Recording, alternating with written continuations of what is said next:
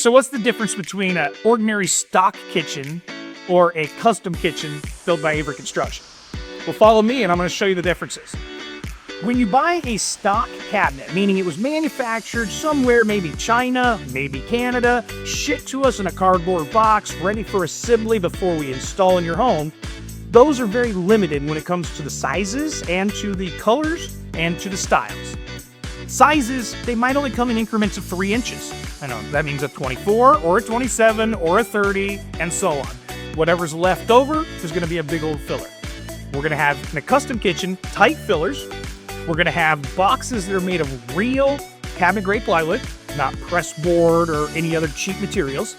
When you build with cheap materials, the first thing that happens is you create what they call a face plate. It's a border all the way around the edges of the cabinet that ultimately will shrink up the size of your usable space, the size of your drawer's width, the size of your drawer's height.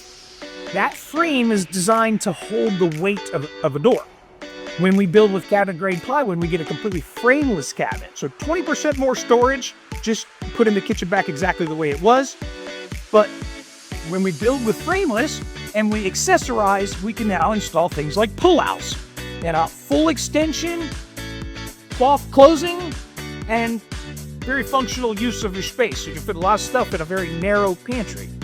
If your current house has a pantry with an actual closet door and the walls are made out of 2x4s and drywall that are this thick, on both sides you got a lot of wasted space. The shelving inside, man, would be 12 inches deep and you got a bunch of wasted space in front of it. So a very narrow pantry can be a very functional option when built out of cabinetry in a space-saving claim. Follow me. Instead of having cabinet doors in a base cabinet, we often upgrade to deep drawers for all your pots and pans to fit in. No more getting down on your hands and knees to crawl inside to find what's in the back. It's right here in front of you. And then again, of course, soft closing. Pull-outs of all sorts and all different widths for good convenient storage of all your spices and other condiments. No more dead corners when you have a lazy Susan. And now they spin around and you can find whatever you want in here, very neatly organized. They have a little sitting place there so that the doors don't whack. And these come in the L shape, they come in the 45-degree angles. But what about the look of things? Whenever you find a kitchen that has a staggered height, in the prefabricated cabinets, they're all the same depth. So ultimately, this crown molding, this would be sticking out, so this crown molding would, and they're going to have to return it before it gets to the next cabinet, and it creates a very awkward look. Whenever you're building up, you should also be building out in the depth, so that way the crown molding has a place to end. Additionally, when you only have a standard depth around a refrigerator at 24 deep, most refrigerators are built to 30 deep these days, so your refrigerator appears to be sticking out of the opening. When you have a depth like this with the pantry and the base cabinet, does the countertop stick out in front of the next cabinet? Because it doesn't have a place to end. Very popular farm sinks these days, but what about a little decorative detail? Maybe some leg posts. What about a pull-out for the trash and the recycling?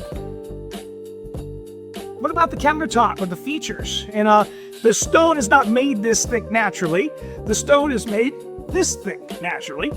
So we've taken 2x4s and plywood and built ourselves a deck that you can get up here and dance on. And then we've wrapped the material around that deck.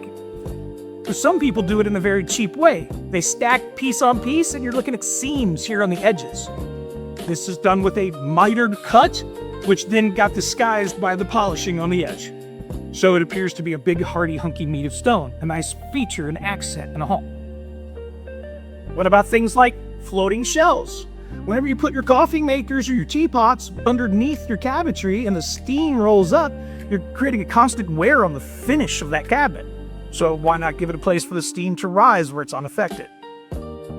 If you're going to have under cabinet lighting, what disguises that? This is what we call the light rail.